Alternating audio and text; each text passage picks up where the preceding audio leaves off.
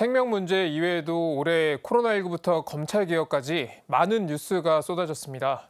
장현민 기자가 올해 주요 사건을 교회 시각에서 정리했습니다.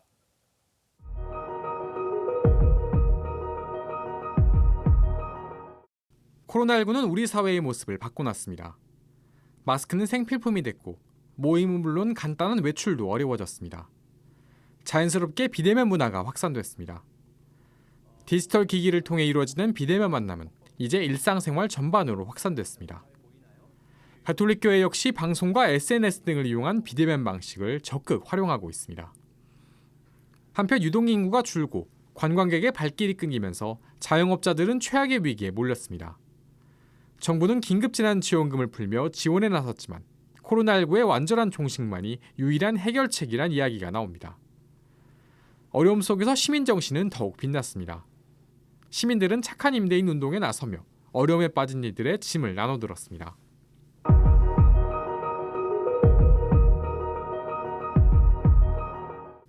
코로나19는 기후위기에 대한 경각심도 일깨웠습니다.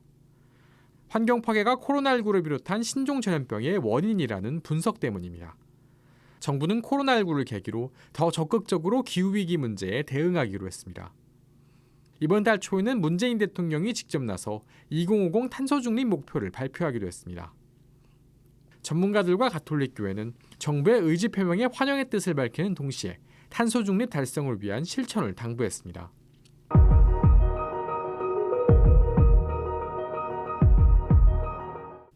(2020년은) 남북관계 역시 다사다난했습니다.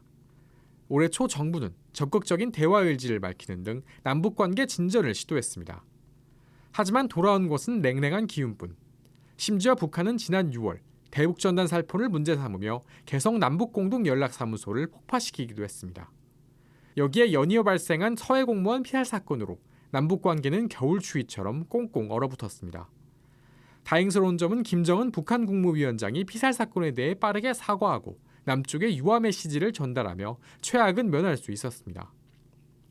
이와 같은 상황에서 한국가톨릭교회는 다시금 용서의 중요성을 강조하며 앞으로도 진정한 평화 정착을 위해 노력할 것을 다짐했습니다.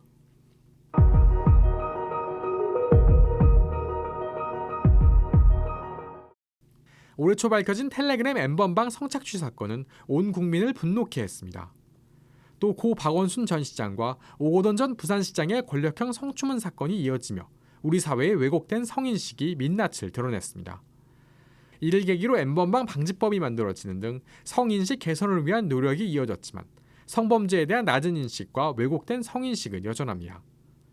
완전한 해결을 위해선 가톨릭교회를 비롯한 모두의 연대가 필요합니다.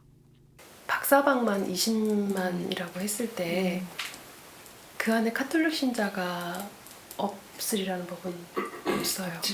그것은 카톨릭 외 사회의 일이 아니라 바로 우리 형제 자매가 그것의 가해자이고 가해자로 피해자로 있다는 것을 교회가 인식을 하고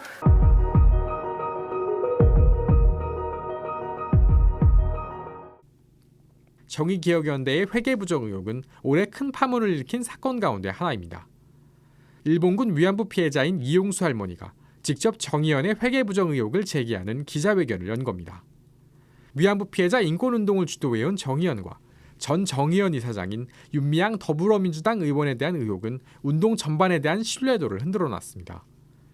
이에 대해 시민단체의 구조적인 문제를 지적했다는 목소리와 과열된 보도와 정치 쟁점화로 위안부 문제 해결에 부정적인 영향을 줬다는 시각이 공존합니다.